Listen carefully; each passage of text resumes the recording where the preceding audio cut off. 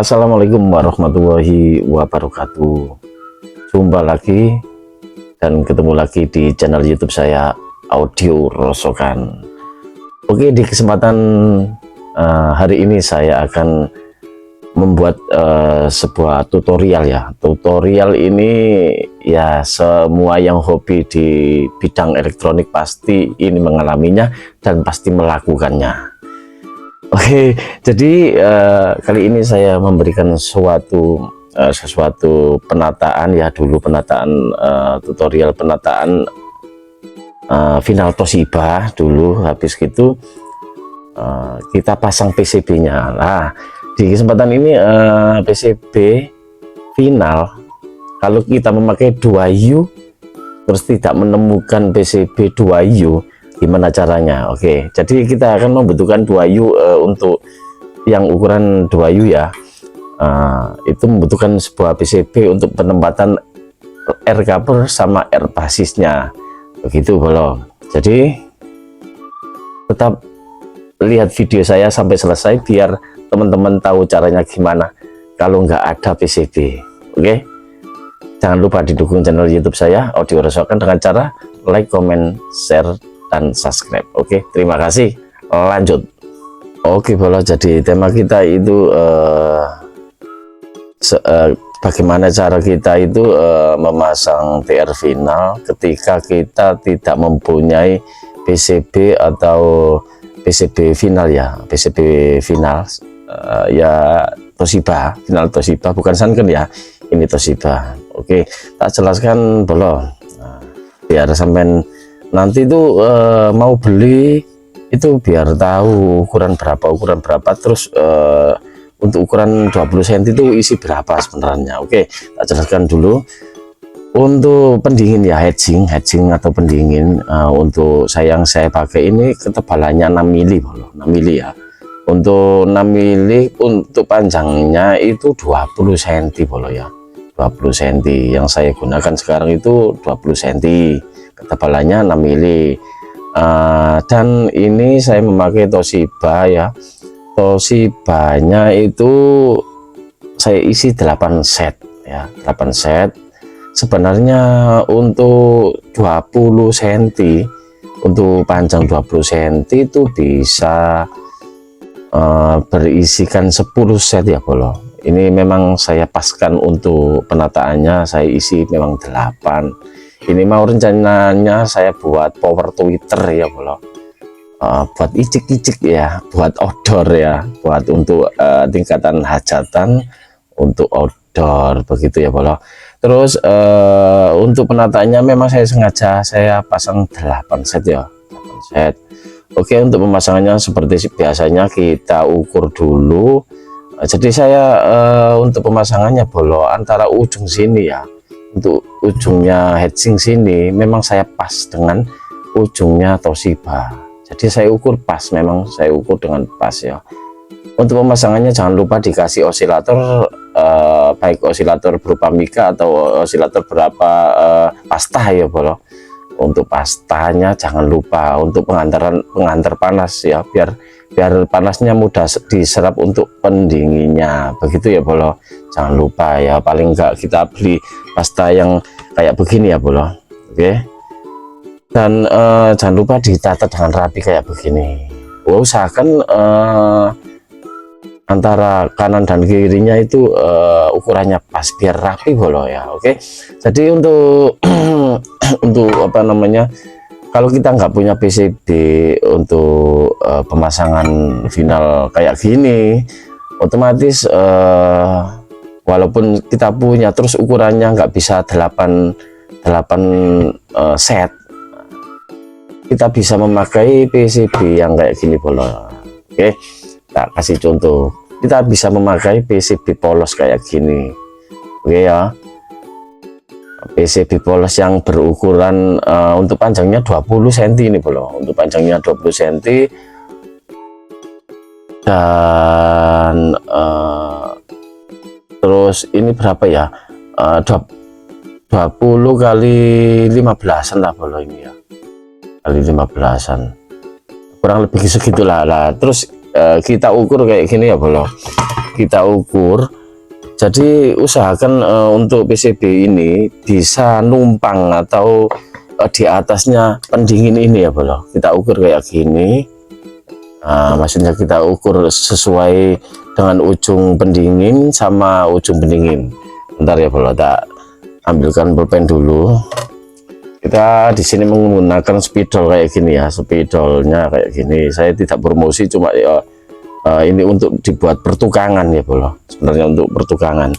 Oke, kita garis kayak gini bro, kita garis kayak gini, ujungnya pendingin sini sama ujungnya pendingin sini kita garis kayak gini, seret ya, kita garis kayak gini. Terus pendinginnya juga kita garis kayak gini, ujungnya pendingin yang 6 mili kita bisa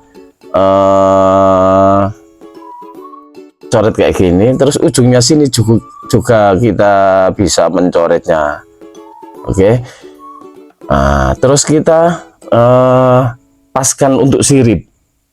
Gini bro, bentar ya, tak kasih contoh biar lebih enak, Oke, saya mundurkan dulu untuk kameranya. Jadi kita ukur kayak gini bro, kayak gini biar teman-teman pada paham ya. Untuk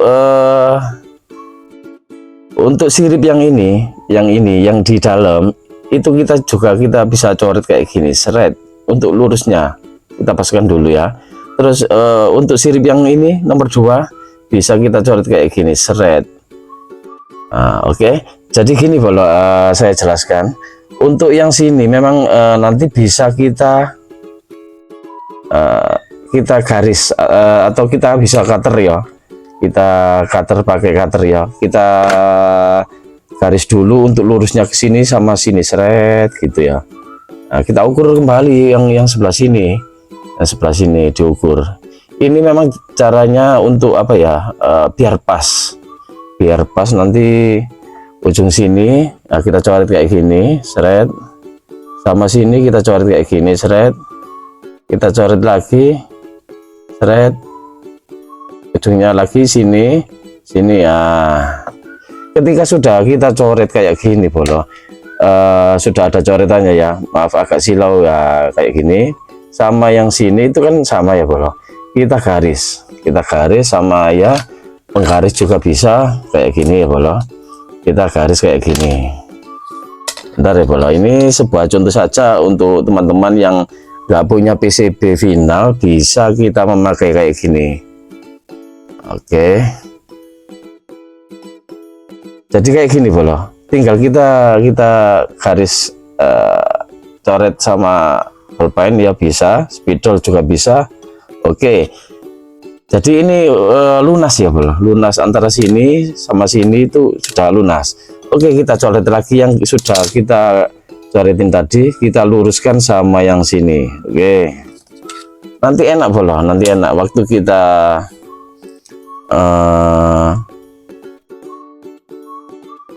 pakai cutter itu enak tahu lurusnya dari mana, jadi tahu. Oke ya, kayak gini ya bro. Oke, lagi kita coret kayak gini. Jadi ini yang satunya memang dibuat untuk kolektor ya, satunya untuk di kolektor, yang ini untuk basis air basisnya. Oke, jadi kayak gini caranya. Oke, kita coret, seret. Oke, kita coret kayak gini.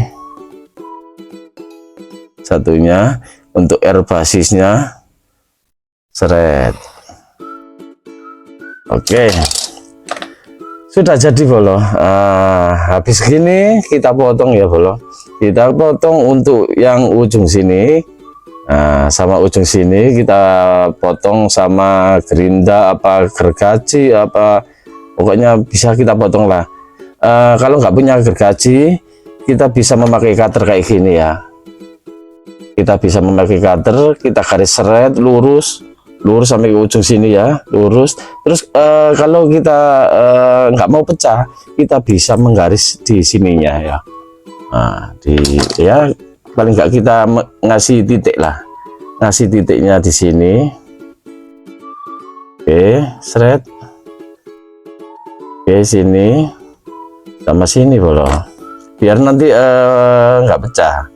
Untuk belakangnya biar nggak pecah, maaf nggak kelihatan.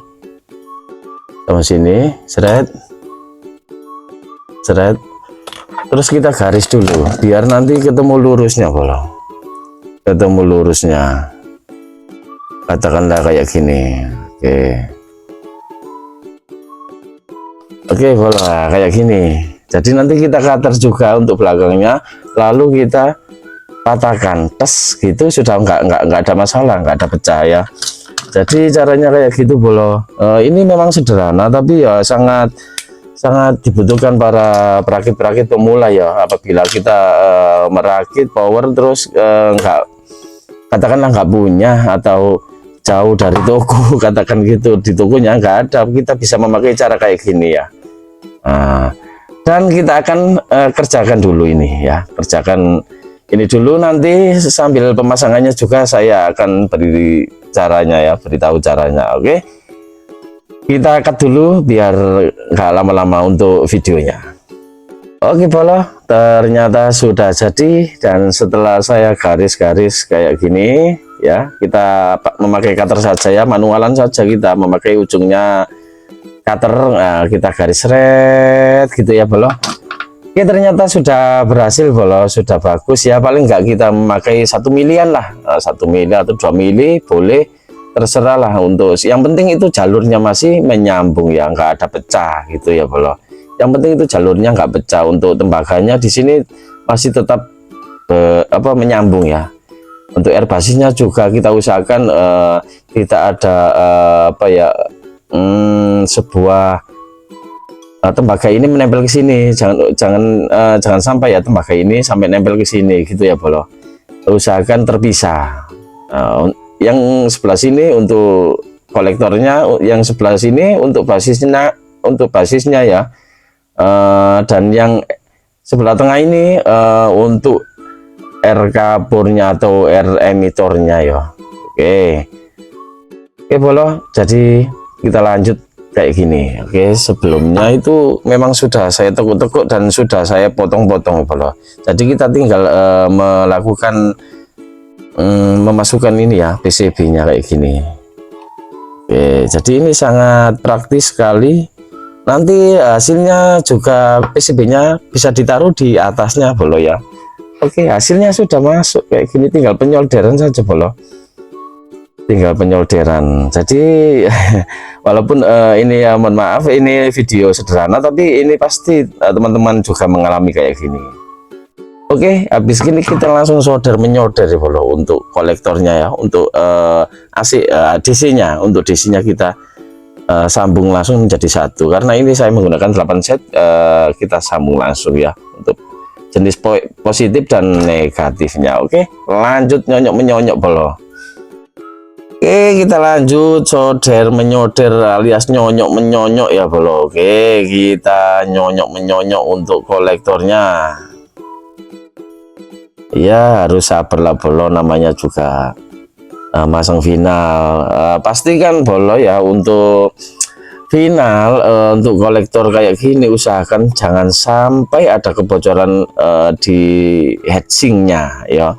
Usahakan jangan ada kebocoran di heatsingnya. Kita harus meletakkan osilator atau mikanya itu dengan baik dan benar, supaya apa ya, nggak ada kebocoran. Nanti waktu kita memasang heatsing ke box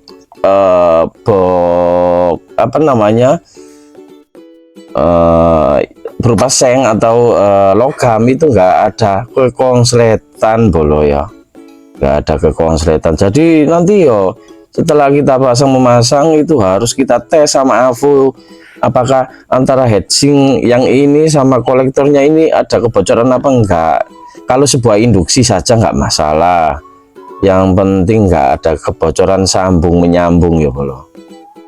Nah, itu sangat bahaya sekali ya, namanya untuk para pemula ya. Usahakan jangan ada bocor. Oke.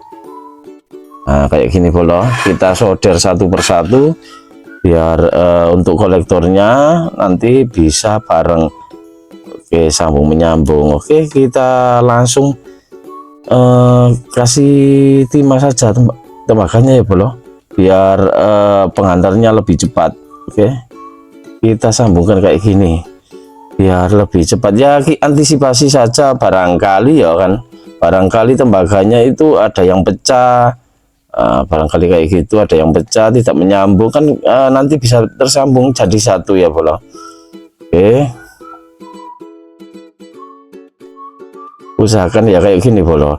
Semakin kita olesin timah kayak gini, otomatis untuk penghantarnya itu semakin cepat bolo, semakin cepat, dan bisa mengurangi panas juga, bisa mengurangi panas juga. Terus ketiganya itu barangkali di PCB-nya ada kepecahan, itu masih tetap bisa menyambung. Nah, walaupun ini nggak pecah loh bolo, walaupun ini nggak pecah, kita olesin kayak gini.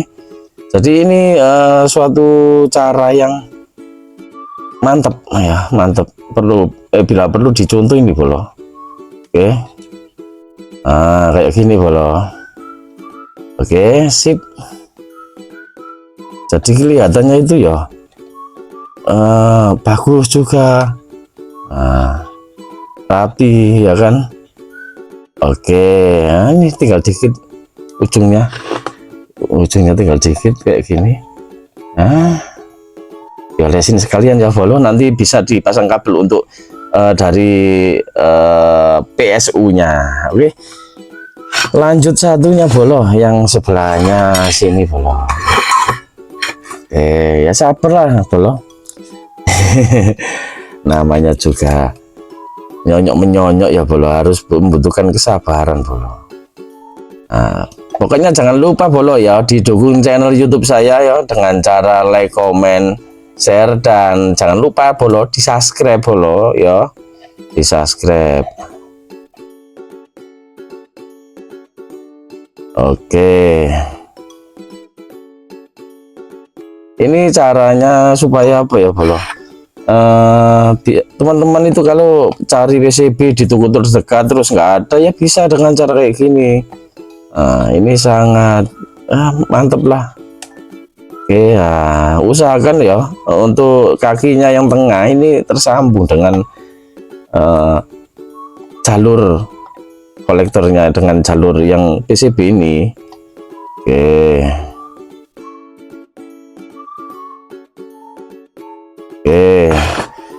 sekalian saya olesin ya, sekalian jalan gitu loh bolo. Oke,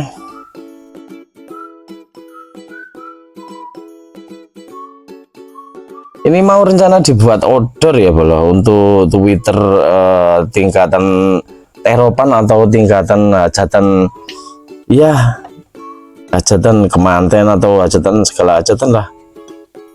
Oke, jadi ini nanti saya desain khusus untuk Twitter ya, jadi powernya ini otomatis nggak bisa ngebas, basnya nggak bisa kemasukan itu bolo. Oke, selesai. Jadi aman sekali. Habis gini kita pasang air kaburnya, air basisnya ya bolo, biar habis air basis kita pasang air kaburnya. Oke, lanjut lagi bolo. Oke, jadi setelah saya pasang sebuah air basis ya bolo, air basis saya di sini menggunakan air basis 1 watt ya bolo, 1 watt. Untuk ukurannya saya menggunakan 10 ohm ya bolo, 10 ohm 1 watt ya. Oke, dan ini sangat bagus sekali. Yang saya gunakan sangat bagus. Oke, untuk air basisnya sudah saya taruh ya, semuanya saya taruh, saya putarkan ke kaki semua basis, ke kaki final basis semuanya ya. Oke, habis gitu kita solderin semuanya, air basisnya kita solderin, kita tata dengan rapi. Usahakan gini ya bolo, usahakan kalau kita memasang di sini kan ada air kayak gini ya, usahakan untuk nilai masnya usahakan nilai emasnya, toleransinya ini kan toleransinya 1% ya bolo, 1%. Jadi usahakan kalau menghadapnya ke sana, ke sini, ke final, usahakan menghadap ke final semuanya. Biar apa? Kita memandang itu biar sedap ya, biar rajin ya bolo. Oke, jadi usahakan kayak gitu, emasnya ditaruh menghadap ke kaki basi semuanya. Oke, dan habis gitu kita soderin, terus kita potong ya kakinya. Usahakan kaki untuk ini, kaki untuk yang ujung sini bisa nempel di PCB-nya yang sebelah sini ya, basis. Jangan sampai ada penyambungan ke emitor. Oke, kita solder dulu biar teman-teman tahu hasilnya, biar rapi. Oke, boleh lanjut tak solder dulu, kita skip biar nggak panjang-panjang. Oke, jadi ini sudah selesai, saya memasang R basisnya ke PCB ya bolo. Jadi sangat rajin sekali ya bolo. Lihat bolo, iya rajin kan. Oh iya bolo, di sini saya lupa, ini nanti kan saya keluarkan kolektor ya bolo. Saya keluarkan kolektor, jadi saya lupa bolo memang gimana ya. Ini kan untuk Twitter 4 biji, dan untuk powernya itu saya keluarkan kolektor bolo. Untuk speakernya itu saya keluarkan kolektor. Jadi di sini ada perubahan lagi bolo. Di sini ada perubahan lagi karena apa? Untuk emitornya nanti kita suplai dengan CT55 ya bolo. Jadi kita garis tengah bolo, kita garis tengah, diluruskan dengan sirip ini, kita coret seret kayak gitu ya bolo, sama ujungnya sini diluruskan dengan sirip yang tengah ya bolo. Nanti kita gores lagi bolo, kita gores lagi dengan cutter untuk yang tengahnya ini. Karena apa ya, saya jelaskan, ini memang beda sama keluaran emitor. Kalau emitor kan memang air kapurnya kan jadi satu kayak gini kan, air kapurnya menjadi satu. Oh ya, dan saya jelaskan untuk air kapurnya saya menggunakan 5 watt 0,47, maaf agak blur. Oke, agak blur. Jadi saya menggunakan 5 watt 0,47 ohm. Oke, jadi nanti untuk emitornya seperti kayak gini ya bolo. Seperti kayak gini emitornya, tapi ini terbelah menjadi dua untuk 2 jalur. Untuk jalurnya yang plus mendapatkan tegangan negatif, dan yang positif yang negatif mendapatkan tegangan positif gitu ya bolo. Jadi ini nanti kita gores lagi bolo, kita jadikan 2 lagi. Yang R yang sebelah R kapur ini bagiannya sini, yang R ini bagiannya sini untuk DC-nya nanti. Oke, tak gores dulu, lanjut bolo. Sangat rajin sekali. Ternyata sudah selesai bolo. Oke, beginilah penampakannya untuk TR final Toshiba di saat kita tidak menemukan PCB-nya ya bolo. Oke, ini solusinya. Nah, solusinya memakai PCB polos ya. Sangat rajin dan dilihat elegan sekali ya bolo.